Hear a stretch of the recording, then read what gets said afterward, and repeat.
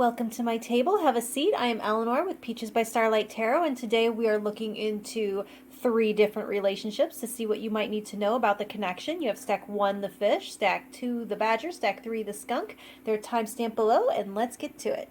All right, stack 1, the fish. You have for your overall energy, the sun. Well, that is promising. The Empress. Okay, Empress isn't fully clothed. I'm sorry, I'm so weird about that. I just don't trust YouTube. 7 of Swords. And the sun reversed. Interesting. Okay. The sun and the sun reversed. Okay.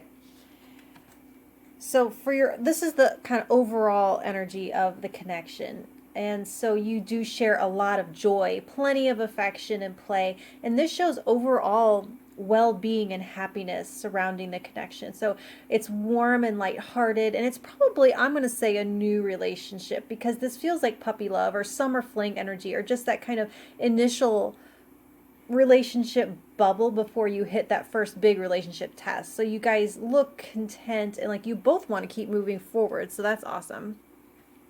For what's holding you together, what's connecting you, you have the Empress. So once again, building on the sun energy, there is plenty of love to go around. There's time for each other. There's money to spend on dates and looking good for each other. And I wouldn't go so far as to say pregnancy yet. It doesn't feel like that at this point, but it could be a divine parenting contract with the sun and the Empress. I do see the deliberate planning of a family or discussing that in your future. So your values are probably pretty well in alignment. The sex looks healthy and adventurous. The conversation looks stimulating. The passion is there. The feelings are there. It's all very promising with that Empress. So what's between you? You have the 7 of Swords. So if you watch tarot, you might have a preconceived idea of what this means, but being with the Sun card as your overall energy, I'm seeing something different. I don't see secrets. There's nothing hidden. There's nothing nefarious. Or let's say there's nothing hidden intentionally. Let's say that. But what I do see is 2 people who may have been hurt before. So one or both of you has not put both feet in. Like, what's that Regina Spektor song? She says, I never loved nobody fully, always one foot on the ground. So someone is keeping a part of their heart for themselves until it feels safe. So someone is saying, this is how much I can give you right now. I'm not ready to give you all that I am yet. So there is a casualness to the sun, and so this feeling of infatuation, it could wear off and leave someone really hurt if they fall very deeply in love. So one or both of you might be trying to prevent that. So for the advice, the sun reversed. So start to introduce all of your sides. If this is something that you really want to take to the next level, then another level of vulnerability might be required. So definitely not suggesting to start drama. On the contrary, but be more like it's a willingness to let them see you cry, or to be seen without makeup, to see or be seen without makeup, or maybe share one of your more difficult past stories with them. It's not advice to cook up that first relationship test. It'll happen on its own eventually, don't worry. But it might be ahead of you. And being in your integrity and being authentic while you go through it is going to set you up for long-term success. So consider that if this is someone that you want to have a life with, they will eventually see you at your worst, right? So how long can you keep up and I'm perfect, I never have moods, I have no triggers facade? It's like, what with the 7 of Swords, there could be a mutual holding back, like aces still up both of your sleeves. And so this is talking about, to get those to be thrown down on the table, you'll both have to see the knight version of the other. So, and that in and of itself, it doesn't guarantee that it's going to work out. You may not like them when they show this to you, or vice versa. But until it happens, this all in isn't possible. And at the same time, nor is walking away until you see a deal breaker, because it feels too good right now. So that's what I have for you, stack 1. And if it helps in any way, let me know by hitting that like button, and I'll talk to you in a few weeks. Thank you. All right, stack 2, the Badger. Your overall energy, the Wheel of Fortune. You have the 5 of Cups reversed, the 6 of Pentacles, and the Knight of Swords. All right, then. So this is your overall energy, the Wheel of Fortune. It's a connection that could really bring in significant change.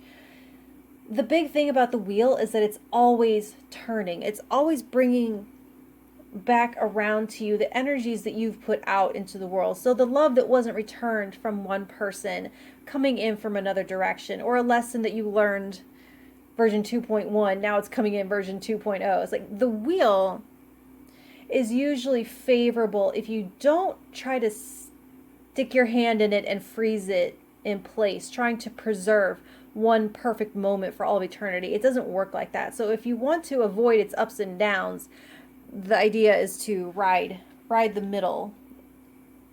So for what's connecting you, you have the 5 of Cups reversed. You might both be fresh from your respective breakups and newly dating again. I see a lot of hope here and deserving of something better than what you had before. I mean, not better than one, better than the past. One of you might have lost someone in an even bigger way, like a widow or a widower. In that case, it's not talking about deserving better, but deserving to find happiness after pain. You both look very grateful to have met one another, feeling very lucky to have met, because the circumstances might have felt fateful or perfectly timed in some way with that wheel, somehow unlikely. One or both of you might have been just about to give up, or actually had surrendered to the idea of being single, and then what do you know, here comes this person out of what seems to be nowhere, but it's not.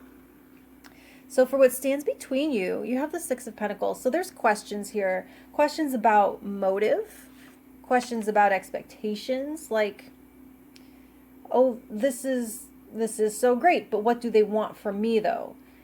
Or if I give, is it going to be reciprocated in equal energy? Are they bringing to the table what I'm bringing to the table?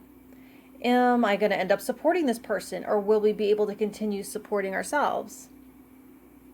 Are these feelings mutual? What do I expect to receive from them? Do we speak the same love language, or do we have to be mindful around that? Is there an equal balance of power, or is the age difference? Is there too big of an age difference? Just questions around if it's balanced or not, if it will be, or if it will continue to be, or if it can be. So for your advice, you have the Knight of Swords. My favorite relationship advice of all time. I admit it, my personal favorite. Talk it out. Ask the questions. Ask for clarification. Answer questions. Answer them honestly. Provide clarification. Verify comprehension, all the things that they tell you in couples therapy. Be straightforward. Be willing to have tough conversations now, because here's the thing. Having them now is going to be easier before they grow in complexity, because of like the longer you're together, the more factors start getting added in, like litigating your own short history, or rooting out the seeds of resentment that might have started already, rehashing misunderstandings.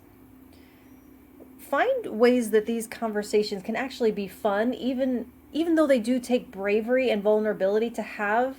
Just find ways to build this into the getting to know you chit chat. Keep it light if that makes it easier and less scary. So that's what I have for you, stack 2. And if it helps in any way, let me know by hitting that like button, and I will talk to you soon. Thank you. All right, stack 3, my skunk. You have the 3 of Swords reversed, the Hierophant reversed, and the 4 of Swords reversed. Okay, and then the overall energy of this connection is, I'm about to drop it, the Dog Catcher. So big questions around freedom coming up here. not wanting to get caught up in something that's not right for you. There could be some past trauma, definitely. You know what I say could be? I really do see past trauma casting a shadow around someone's behavior. So there's some fears to be identified and worked through. And I do see a high triggerability on both sides. So let's see if we can't find out more about that. What's connecting you? The Three of Swords reversed.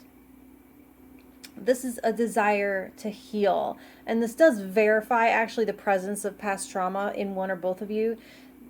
One or the other or both. So this can be, it really can be beautiful as you both work to heal yourselves by providing safe space for the other to explore and to work on each of your issues.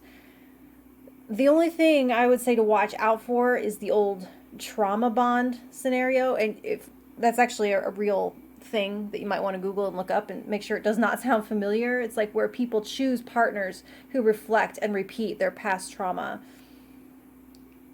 But there is a desire to move away from pain, and each one of you may see the other as a way to do that. And it could also indicate, I think, for a couple of you, it's kind of rebound energy.